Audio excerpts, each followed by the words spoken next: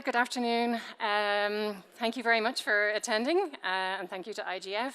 My name is Niamh Hanafin. I'm Assistant Director for International Affairs at Comisiún na Man, Ireland's newly established media and online safety regulator. I'm very pleased to introduce to you our Commissioner, our Digital Services Commissioner, John Evans, who's going to talk you through the ways in which we are contributing to a healthy media and online landscape in Ireland, but also towards some of the key commitments of the Global Digital Compact. Over to you, John.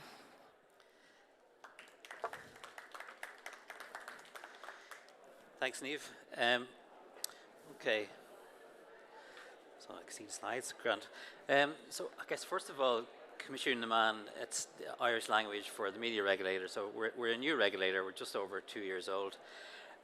We have a pretty broad mandate covering online safety through media development, with a particular emphasis on Irish culture as well, which is an important part of our identity as an organisation.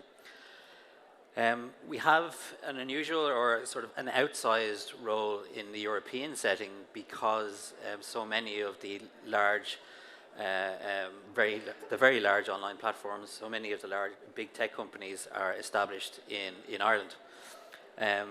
Our mission, and let me say a quick word about the companies we regulated. So that, I mentioned media development, I mentioned online safety, and I mentioned kind of broadcasting regulation. And you can see there's quite a variety of recognizable brands in there. It means quite a span of work for the organisation. You'll see that our mission here particularly recognises the role that the media plays in underpinning fundamental rights and in fostering an open and democratic pluralistic society. CNAM's vision of a thriving, diverse, creative, safe and trusted media landscape and our strategic direction very closely align with the Global Digital Compact. The Global Digital Compact emphasises human rights, internet governance, digital trust, and information integrity. And as you'll see as I'm talking through our strategy in a moment, and then a few examples that these principles kind of shine through very clearly. So this is a busy sort of a slide, but what I'll talk through very quickly is the 6 strategic areas, or areas of emphasis. Children. So we want a media landscape that upholds the rights, well-being and development of children and their safe engagement with content. Democracy, a media landscape that supports democracy, democratic values and underpins civic discourse and reduces the impact of disinformation. We also want a media landscape that consumers can trust, where they are protected from exploitation and scams. Diversity and inclusion, a media landscape that promotes the values of justice, equality and diversity. And then finally, culture, a media landscape that is sustainable, pluralistic and participative, and that reflects who we are as a society. And again, as an Irish person, our culture is emphasised very importantly in our mission. The last one is public safety. This is kind of a broad one, and it captures everything from terrorist content online through to, for example, response to emergency situations. A word on our regulatory approach. Empowering people and ensuring that they have the tools to understand media, that they have information to make decisions, to make good decisions. That's part of our toolbox. Supporting and developing the Irish media landscape. We see that as very symbiotic between, on the one hand, the cultural aspect, but on the other, navigating the online world. So there, for example, journalism schemes that we would support is a very important part of our toolkit. We are a research and future-focused organisation, so it's important to understand from a market perspective and technology perspective what the future is going to look like and how we can expect things to change and how the regulatory response should adapt as we move on. At the core, however, is holding regulated entities to account. So what our role is really moving beyond a self-regulatory model, which in many respects hasn't worked. I want to say a bit more about an internet governance ecosystem. So Within our delivery tools, if you like, we have included, on the one hand, collaborating for impact, and then also influencing the European framework. So what I'm going to talk a little bit about is sort of the coordinator in the Digital Services Coordinator role. So under the Digital Services Act, Commissioner Mann is the Digital Services Coordinator for Ireland. And that C is quite a complicated role. That coordinating role is quite complicated. So if you think of at the international level, the fulcrum of what we do is really around participation in the European network, along with other digital services coordinators and the European Commission, but also in other media networks supporting regulation. Bilateral relationships with other digital services coordinators across Europe, other media regulators frequently, but other kinds of regulators as well, is very important. The reason for this is that at an operational level, when someone wants to complain about a platform that is established in Ireland, they need to make the complaint to their local digital services coordinator, and that's transmitted to the Irish regulator. So that means that the Irish regulator is responsible for dealing with upwards of 80% of the complaints against online platforms. So that's a very operational role that we have. And then in the experience sharing space, we try to participate in other kind of fora that go beyond Europe. So, for example, the OECD, some of the UN organizations, but also the Global Online Safety Regulators Network, of which we're a founding member. Then domestically, it's also reasonably complicated. So we're not the only competent authority under the Digital Services Act in Ireland. Our Competition and Consumer Protection is also one. So relationships with that organization are very important. Our police service, An Garda Síochána, we do need to cooperate with them as well. They have a role under the Digital Services Act and more broadly as a complementary agency in the online safety space. Other digital regulators. So, for example, we have close relationships with our telecommunications regulator and, importantly, our Data Protection Commission, with whom we're also drafting a cooperation agreement. But then there's a wider set again of agencies that are involved in the different areas of harm that I mentioned, that are addressed by our strategic objectives. So, for example, the Electoral Commission in the electoral integrity space, that's one example. But there are many departments and agencies that fall into this category, from our Department of Health through to our Electoral Commission, and then many NGOs, so non-government organisations, are also very important in this area.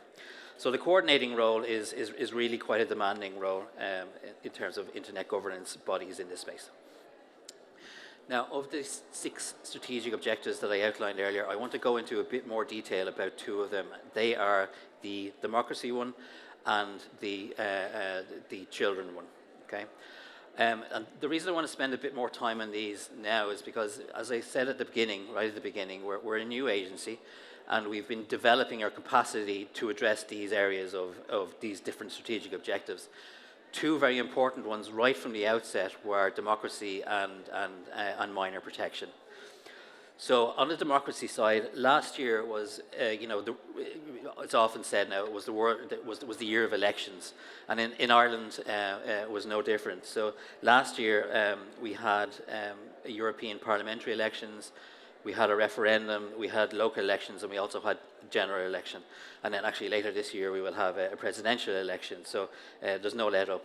But across Europe, right across Europe, there were European elections, obviously, and many general elections as well, in which we had some role. So we engaged intensively in our own elections, but we played a supportive role within the network of digital services coordinators across Europe. So digital regulation, it works best when there is coordination across countries. Elections have become a lightning rod, if you like, for newly created governance structures, for example, in the DSA. And DSCs last year and this year worked closely with the EC to share best practice, exchange election experiences, and collectively solve problems and develop tools. And it's a really good example of where the Digital Services Act and the network of agencies involved working together in a horizontal way to address problems can be quite effective.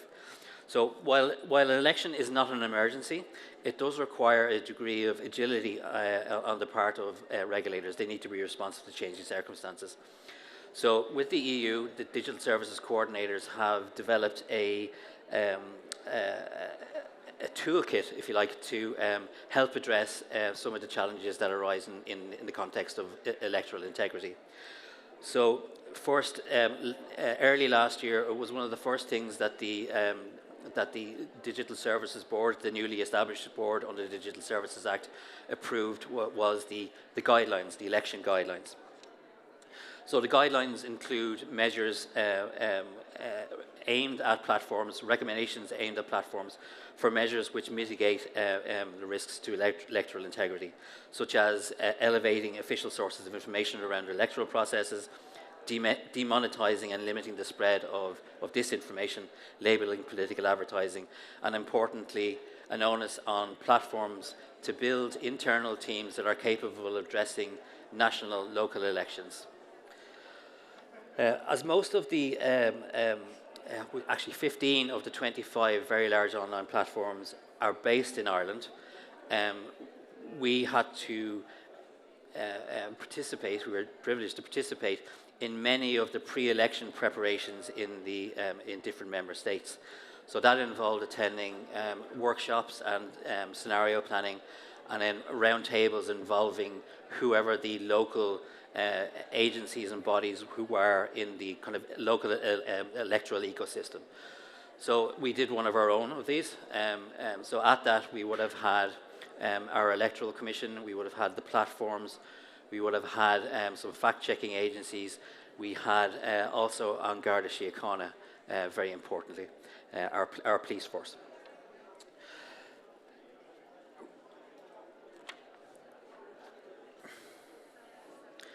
There's a couple of extra points I just want to make in relation to electoral integrity.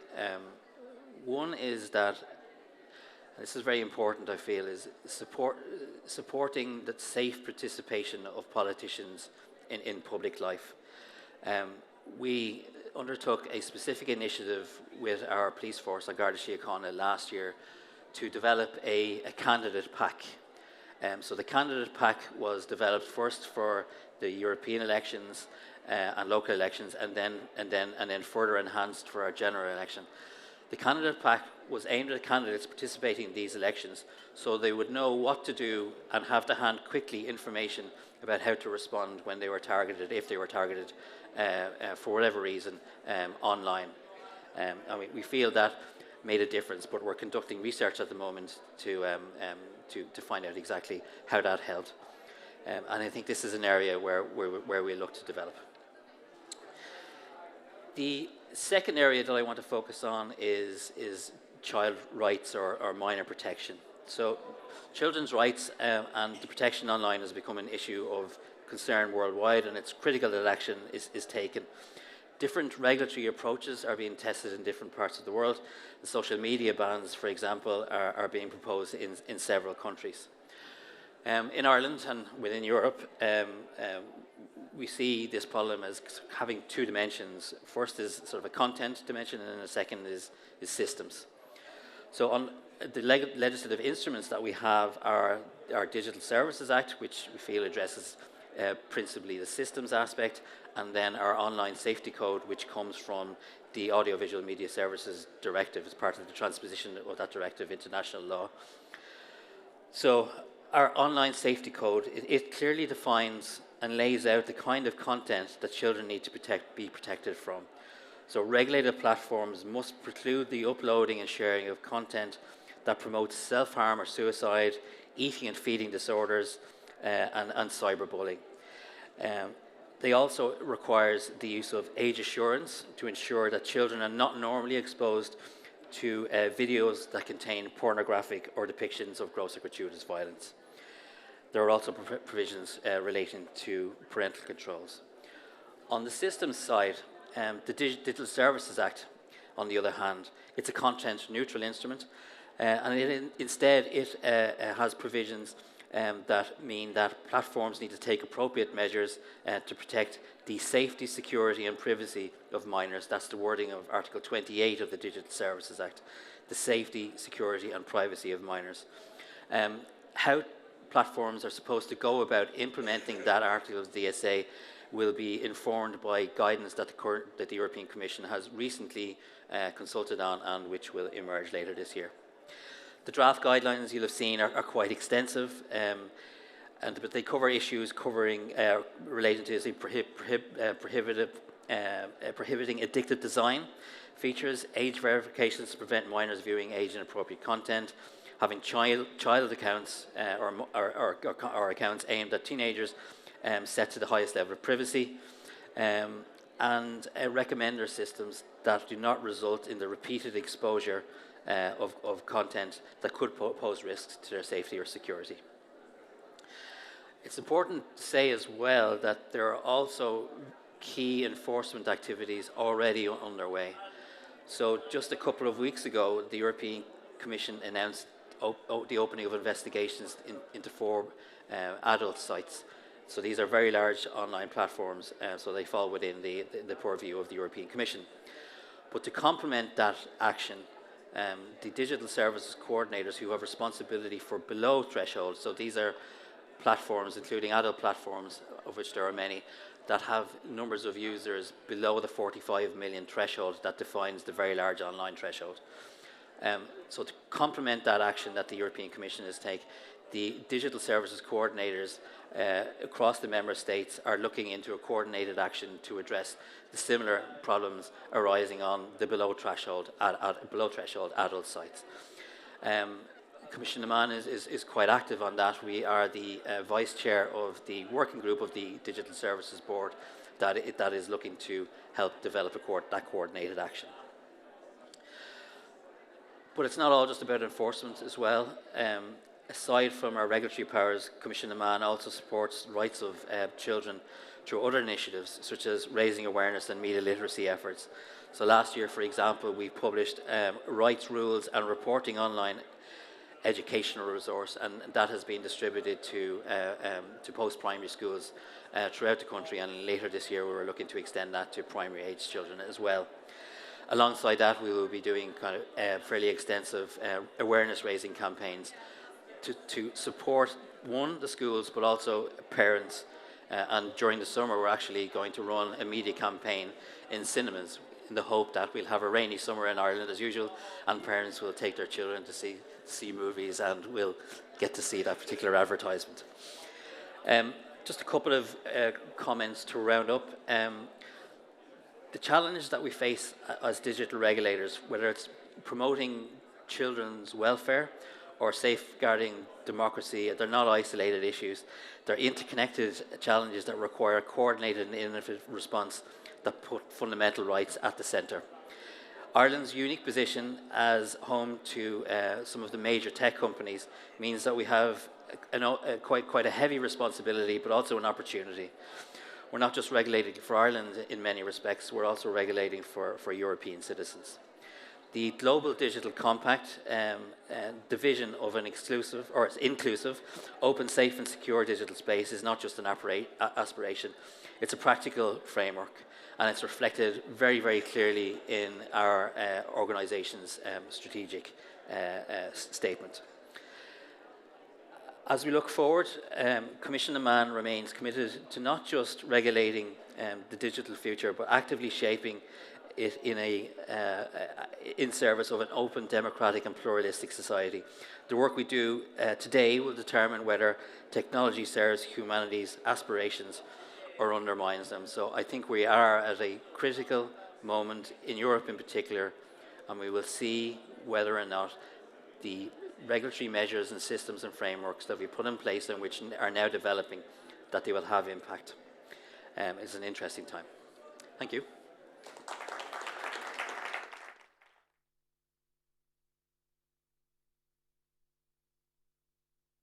Take questions now, if anybody's interested.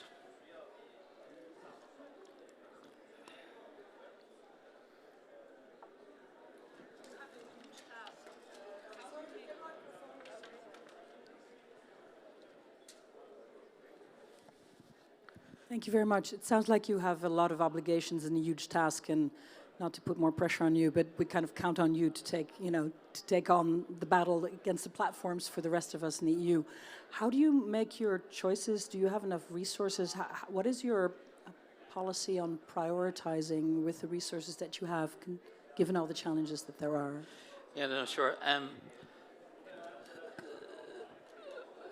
When we started, we just had 40 people in the organisation. That was the Broadcasting Authority of Ireland. That was our kind of legacy organisation. They did traditional broadcasting regulation. So to that remit was added the online safety brief, which is huge, right?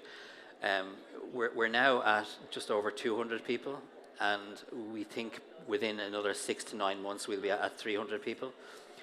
About 100 and just over half, I think, of those are kind of in one way or another supporting the online safety side of the work of the organisation. So Ireland has taken the responsibility quite seriously and really put the resources into that.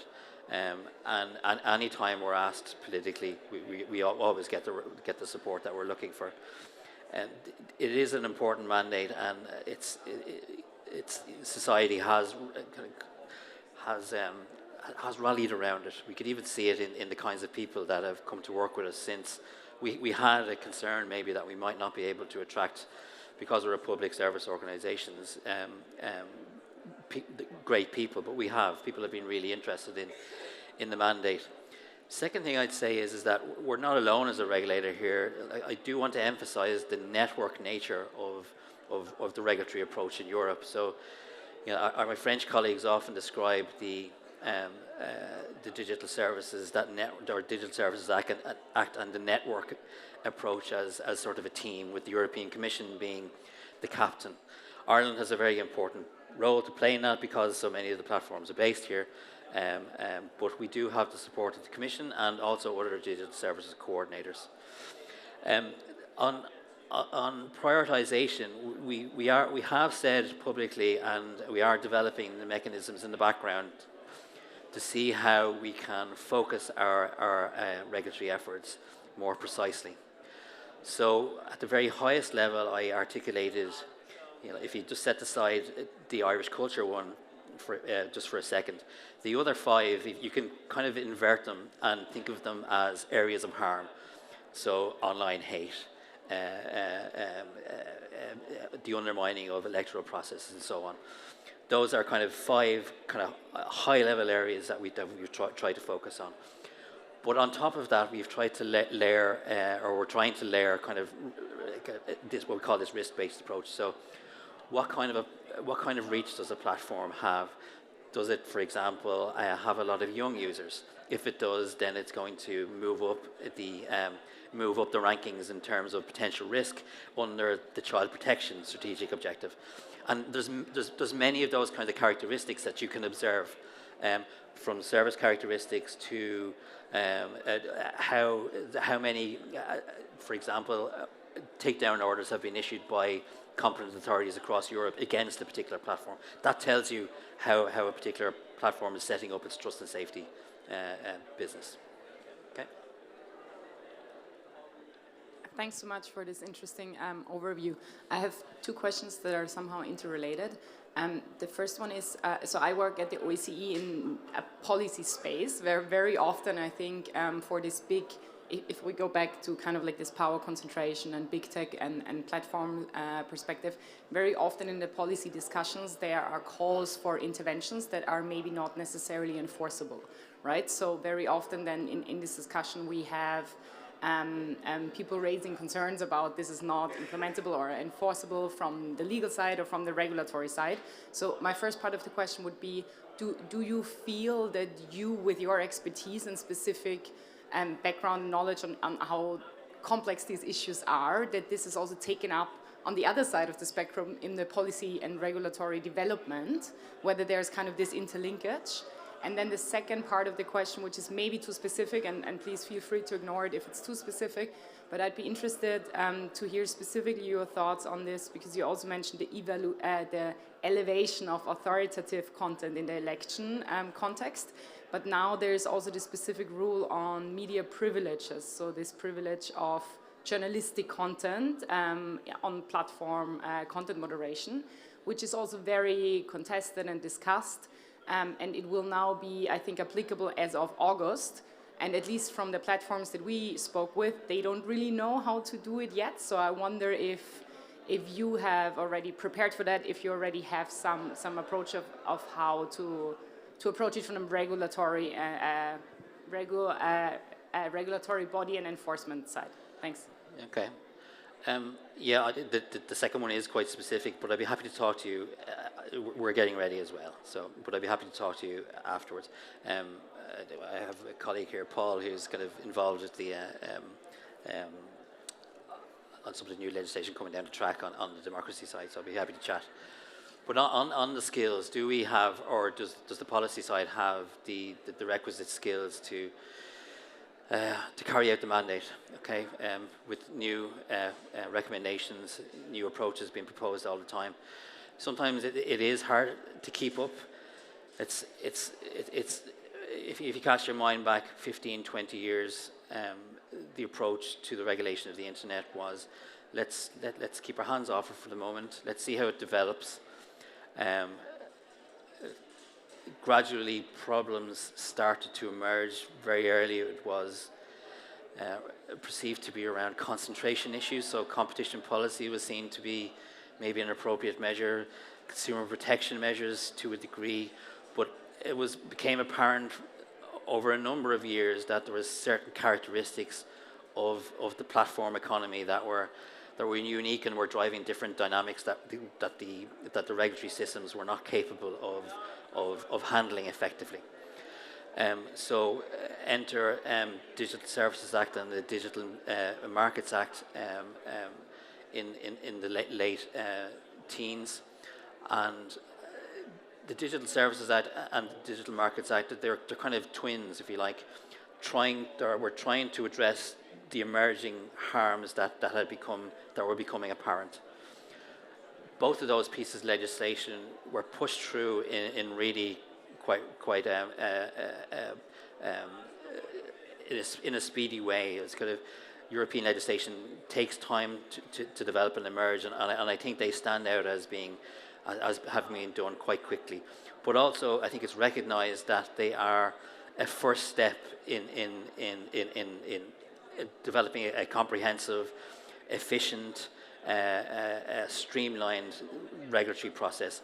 So you always have this tension between trying to work within the system that you have and people at the same time recommending, actually, that's not going to work well. You need to try this. I think we need to try what we have first, see what works, learn from it, and develop new things as we mature. But I think the problem is that the harms are perceived as really quite severe, and we just don't have time to wait and see how things mature. If you look back at a different regulatory system, say telecommunications, for example, there the framework was developing and evolving over a period of 25 years as competition was embedded in European telecommunications markets. I don't think we have that same privilege of waiting to see how things develop. We need to move quite quickly in the online safety space, I think. I don't know if that answers the question, but happy to chat. Yeah.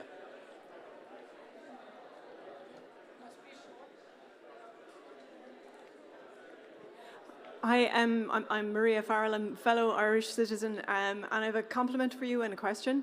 And the compliment is that amongst other digital and human rights activists around Europe, Comisiún na Meán has already a reputation of acting with strength and integrity as a regulator, which has been completely lacking in our data protection regulator and how Ireland deals with tax and the tech codes.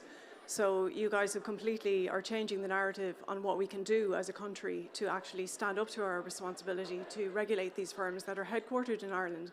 My question to you is, what are you doing and can you do to ensure that you continue to act with that strength, with that integrity, with that moral courage that says, you know, we are going to stand up to these firms and stand in defence, in active defence of European democracy? I sort of always give a bit two-part answer to this. The first is that we're really quite proud of the strategy document that we put together. We think it's a pretty solid North Star for us. So we're supposed to refresh and renew these things every 2 or 3 years or so. We don't expect our mission and the strategic objectives to change dramatically over the next while. Those are going to be consistent North Stars, if you like. So we think we have the strategic direction quite well set and embedded in the organisation, and we think that will endure. The other side of it is that just from a resource-wise, we're not pushing closed doors in a sense that there is an expectation that we will act, and we're happy to do that. You know, we're happy to do that. But independent regulation is independent regulation. Political context changes, but until somebody changes the law, we're going to enforce the law to the best of our ability. Yeah. Thanks. One more? Yeah. Okay. One more. I'll try as best as I can to make it short. I was wondering, the DSA being sort of content agnostic, how do you see your role as a regulator in this network of other regulators, especially in relation to member states where there may be rule of law backsliding? So how do you relate as an Irish Media Commission to member states with perhaps a less strong digital service coordinator or making decisions that you do not agree with from a rule of law perspective? I think part of the protection against that is the role that the European Commission has to play, but also the Digital Services Board. So we get to hold each other to account, but also support each other within that network. And really, I think the key pieces, you know, there's very important articles that the Digital Services Coordinators have a shared responsibility with the European Commission. But the piece around the systemic Article 34, Article 35, those are really the core strategic pieces, the central planks of the Digital Services Act, and I think those are the best protections. Yeah. We're happy to chat. Yeah. Can I do another one? Yeah. Gosern, yeah. Yeah, yes, we're part of Gosern, yeah. I kind of described participation in the Digital Services Board as strategic, and there's a kind of an operational aspect to that. The Global Online Safety Regulators Network, that's really excellent in trying to understand different regulatory approaches in different countries and what are best practices. Because often, Australia's e-safety commission is well ahead of us in terms of along the regulatory path than we are in certain respects, and there's a lot for us to learn from that. The Ofcom is a member of that as well, and they're a well-established, very expert regulator from whom we have a lot to learn. So, but also we're happy to share the European experience in that network as well.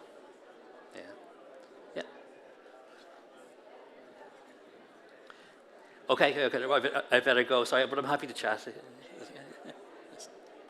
Thanks.